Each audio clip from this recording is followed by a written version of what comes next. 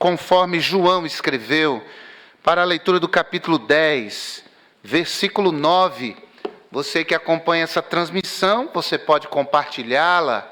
Essa mensagem, ela é para os crentes, mas ela é também para aqueles que não creem em Jesus como seu Senhor e como seu Salvador. Então, vale a pena você compartilhar essa transmissão com seus contatos, para que aqueles que conhecem a Deus verdadeiramente e aqueles que pensam que conhecem, também possam ouvir a palavra do Senhor.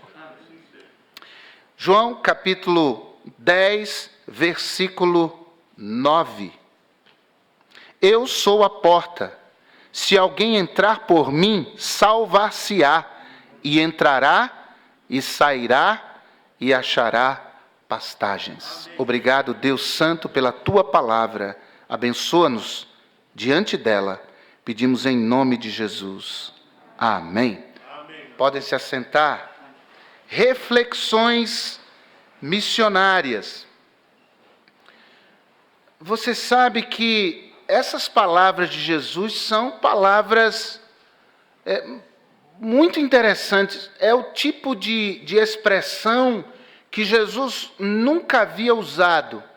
Quando ele começa a falar sobre o pastor e as ovelhas, e colocando a si como bom pastor, e a nós como suas ovelhas, ele propõe uma questão para aqueles que conhecem, que seguem a Jesus, que creram ao ouvir a palavra de Jesus, e também para aqueles que, embora tenham ouvido a palavra de Jesus, ainda não creram.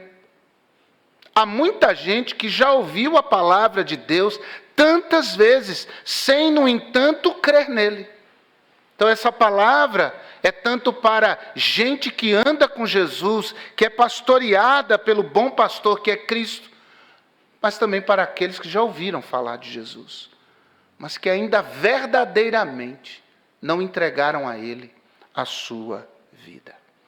E esse versículo, ele, portanto, se destina a essas duas classes de pessoas, para nos ensinar duas lições fundamentais. A primeira lição é a que diz que perto não é suficiente. Jesus disse: eu sou a porta. Quem entrar por mim será salvo. Veja que Jesus não disse: eu sou a porta. Quem chegar perto. Muito menos: eu sou a porta. Quem estiver quase dentro. Perto para Jesus não é suficiente. Perto da porta é de pouco valia. Saber que há uma porta, mas não entrar por ela, é assinar uma sentença de condenação eterna. E a palavra de Deus nos fala de muita gente que chegou quase lá. De gente que quase entrou. De gente que quase foi salvo. Tem gente assim, quase salvo. E completamente perdido. É isso aí. É isso mesmo. Eu fui quase salvo já. E completamente perdido. Dentro de igreja, ouvindo mensagem, cantando os hinos, participando das programações, fazendo parte do grupo daqueles seguidores de Jesus, quase salvo, quase lá, à porta, perto da porta, mas perto não é suficiente.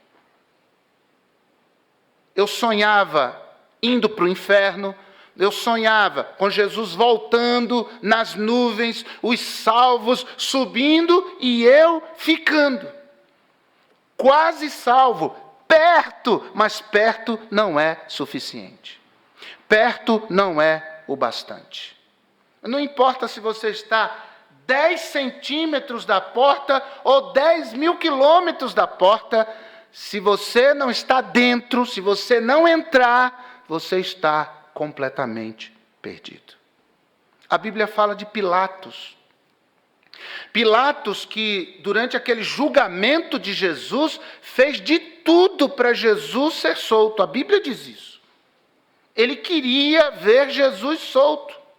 Quando nós lemos o relato de Lucas 23, verso 14, ele diz: eu não vejo crime neste homem, nenhuma das acusações são de fato plausíveis para que eu sentencie esse homem à morte. Pilatos até tentou substituir Jesus por Barrabás, esse sim, um assassino, um criminoso, provado ser criminoso, e, no entanto, a multidão ainda assim escolheu condenar o justo e libertar o injusto, condenar o inocente e libertar o culpado.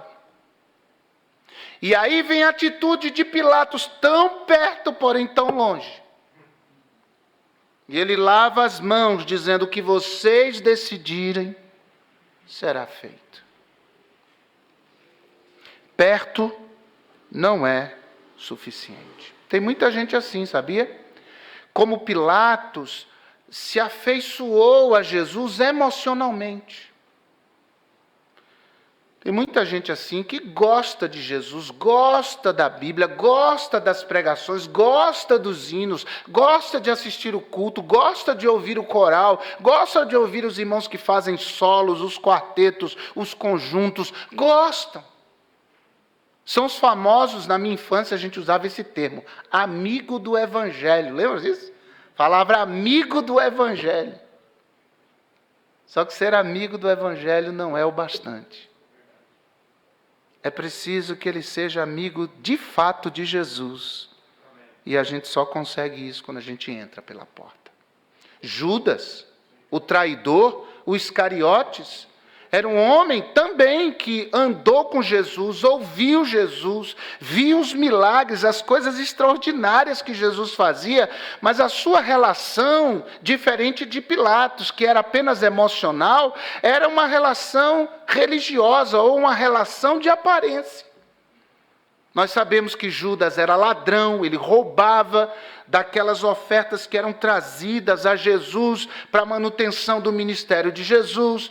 Ele era mentiroso na medida em que dizia estar preocupado com a necessidade dos famintos, quando não estava. Ele tinha uma aparência de santidade quando não era santo.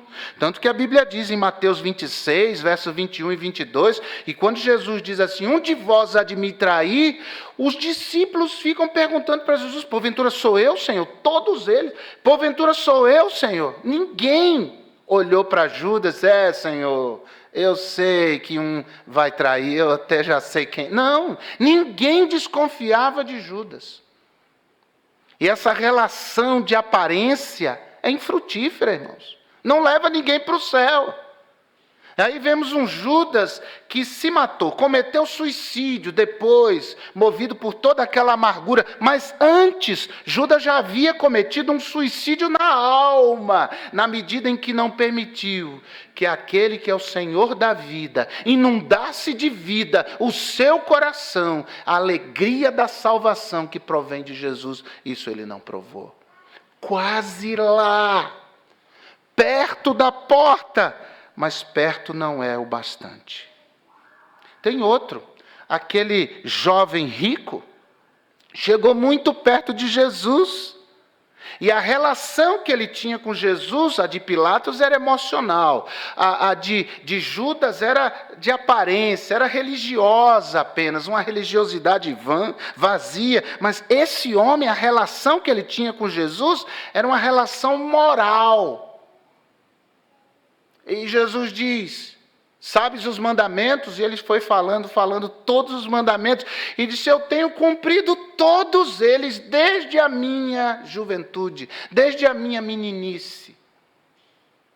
Não era aquele homem que nunca roubou, que nunca matou.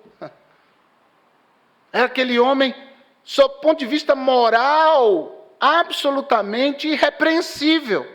Aparentemente, pelo menos. E aí o agravante em sua vida é que ele tinha um amor pelas riquezas. Então, era alguém que andava na linha moralmente, que cumpria as suas obrigações, era alguém aparentemente certinho, mas que escondia no seu coração um pecado, porque não tem ninguém que não tenha pecado. Se não matou, mentiu. Se não matou e mentiu, já adulterou na mente, desejando a mulher ou o homem do próximo. Se não fez nada disso, tem outros e outros e outros pecados. A gente sempre vai cair em alguma coisa. A Bíblia diz em Romanos 5:20 que por obras da lei, nenhuma carne será justificada diante de Deus, porque através do conhecimento da lei, vem o pleno conhecimento do pecado. Ou seja, quando a gente tenta acertar, a gente acerta aqui, acerta ali, acerta lá, escorrega do outro lado. Quase lá. Mas a Bíblia diz que pela graça é que nós somos salvos por meio da fé. Isso não vem de nós, é dom de Deus, é graça de Deus, é presente de Deus. Não vem das obras, para que ninguém se glorie. O rei Agripa chegou muito perto, a ponto de admitir para Paulo que diante do sermão que Paulo pregou, o testemunho do evangelho que Paulo deu diante dele, ele diz: por pouco me persuades a tornar-me cristão. Quase. Por pouco. Chegou perto da porta, mas perto não é o suficiente. Você sabe que há pessoas que têm consciência de que são pecadores, têm consciência de que só Jesus Cristo salva, têm consciência que não há outro caminho para Deus senão Jesus, mas ficam perto da porta da salvação.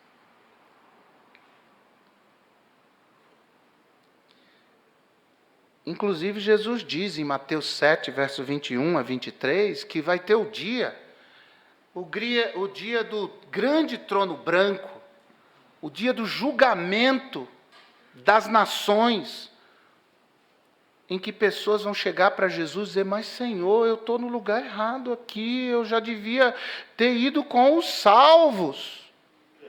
Eu devia ter passado pelo tribunal de Cristo, lá que é o dos salvos lá. Eu estou aqui no lugar errado. Porque em teu nome eu profetizei, em teu nome eu fiz maravilhas, em teu nome eu expulsei demônios. É quase aquela pessoa que diz: olha, eu sei tudo sobre o Senhor, eu me envolvi nas coisas do Senhor, e Jesus dirá, é palavra de Jesus: nunca vos conheci. É gente que chegou perto da porta, mas perto não é o suficiente. Jesus diz: quem entrar por mim, salvar-se-á.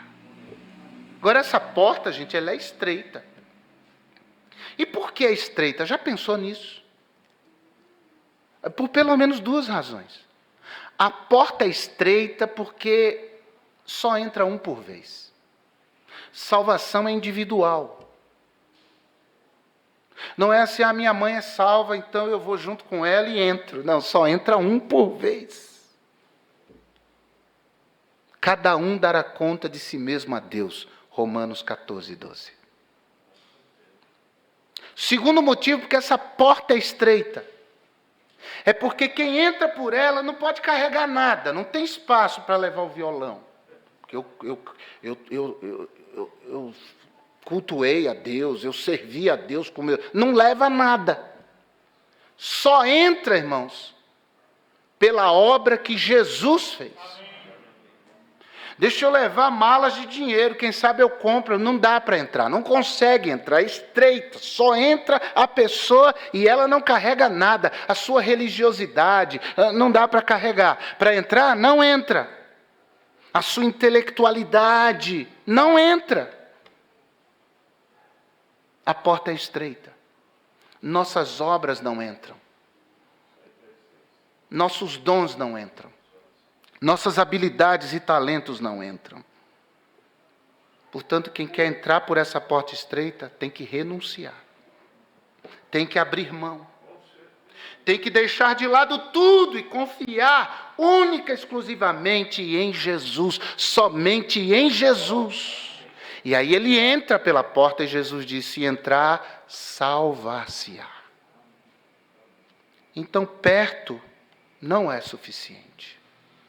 Mas a segunda lição que esse versículo me ensina, não é só que perto não é suficiente, mas também que dentro não é suficiente.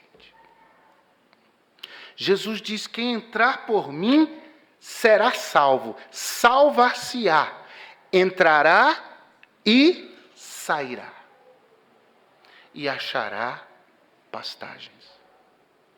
Eu acredito que cada página da Bíblia, direta ou indiretamente, fala de missões. Por que entrar se Jesus disse sairá? Já está fora, fica fora. Não, a gente tem que entrar para ser salvo, mas a gente não fica lá. A gente sai para proclamar a salvação. A gente sai para testemunhar daquilo que Cristo fez quando nós entramos pela porta. É como se na porta tivesse uma placa lá dizendo: vinde. E é isso mesmo, vinde, vinde a mim. Mas quando a gente entra pela porta e a gente ganha a salvação por Cristo, então tem uma outra placa. Ide, fazei discípulos de todas as nações, ide por todo mundo e pregai o evangelho a toda criatura. Nós não podemos, irmãos, pregar o evangelho pela metade, é todo. O evangelho de Jesus é o que diz: vinde a mim. E depois é o que diz: ide por todo mundo e pregai e anunciai o evangelho. O problema é que a maioria dos crentes participa do primeiro processo. Ele entra, ele é salvo. E ele acha que ao entrar pela porta, ele vai encontrar lá um sofá muito confortável, ar-condicionado, aguinha fria, fresquinha para ele tomar, um banquete gostoso. Ele vai dizer assim: vamos ficar aqui nesse ar-condicionado, que coisa maravilhosa. Lá em Avelino Lopes, no Piauí, irmãos, que lugar quente. Encontrei Sadraque, Mesaque e Abdinego lá andando. Que lugar quente. E eu e o pastor Humberto, lá de Salvador, ficamos num quarto e tinha um ar-condicionado. Oh, que bênção. Oh, glória. Naquele ar-condicionado. Quando você abria a porta que saía. E quando ia para fora da casa, aquele sol causticante. Tinha correndo para debaixo de sombra. Tem gente que acha que tem que ficar dentro da porta. Mas Jesus diz: entrará e sairá. Nós, quando entramos por ouvir um convite. Saímos porque ouvimos uma ordem. Ide e anunciai, ide e pregai, ide e dizei que só Jesus Cristo salva.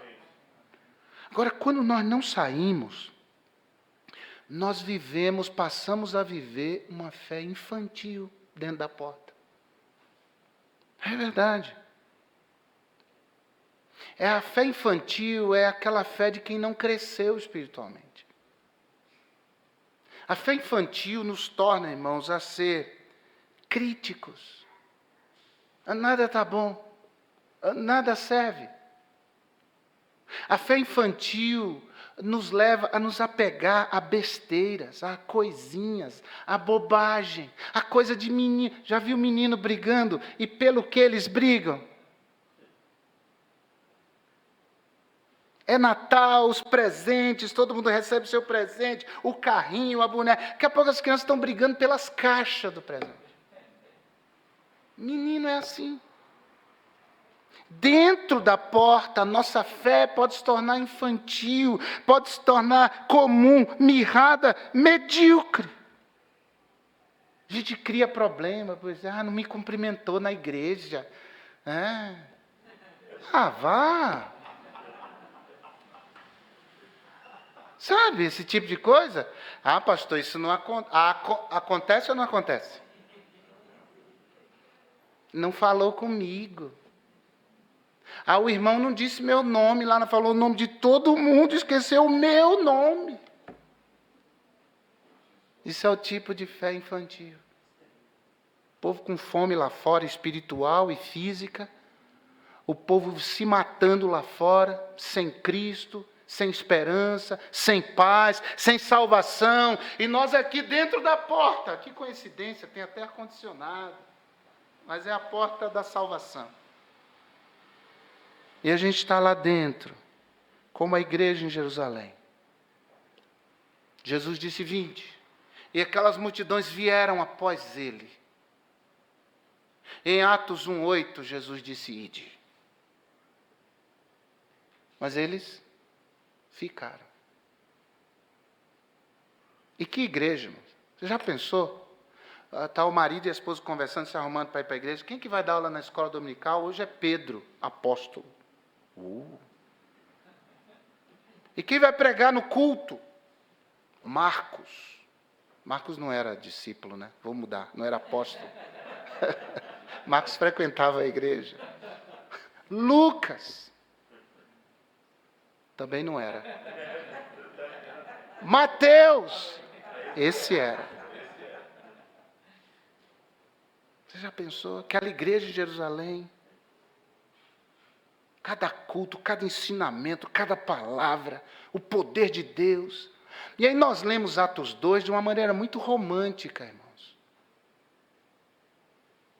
E aquela igreja tinha tudo em comum, e ela perseverava na doutrina dos apóstolos, na comunhão, no partir do pão, nas orações. Que coisa linda, que coisa maravilhosa, não havia entre eles necessitado algum, que lindo. E é lindo mesmo. Mas isso é só parte do Evangelho. Na mente deles não havia nenhum compromisso com o ide. Eles ficaram no vinde. Lá, na bênção da comunhão. Aí Jesus tratou de levantar um grande evangelista para fazer esse povo ir. E Jesus permitiu que Herodes surgisse. Não foi Paulo, não, foi Herodes. E Herodes, com gosto de sangue, de ódio por Jesus, passou a perseguir aqueles irmãos de Jerusalém. E eles, fugindo, começaram a anunciar. Irmão, teve que... Jesus, às vezes, tem que levantar um Herodes na vida da gente. Uma dificuldade na vida da gente. Uma tribulação na vida da gente. Para mexer com a gente. É como a águia que destrói o ninho, para que os filhotes mais preguiçosos, que não querem voar, eles possam voar. Ela destrói o ninho, como diz, aqui não mais. Não tem comidinha na boca, não tem o conforto do ninho, não tem a segurança do ninho. Você tem que voar. Ou ele voa, ou vai ficar lá sozinho e vai morrer de fome. Às vezes Jesus destrói o nosso ninho, a nossa segurança, tira dos nossos pés a base, com coisas que acontecem. A questão não é se vai acontecer, gente, a questão é quando. Porque vai acontecer, para mim e para você, frequentemente. Lembre-se disso, entre nós e a tragédia, Deus está. Se chega na gente é porque Deus deixou. Se não chega na gente é porque Deus impediu.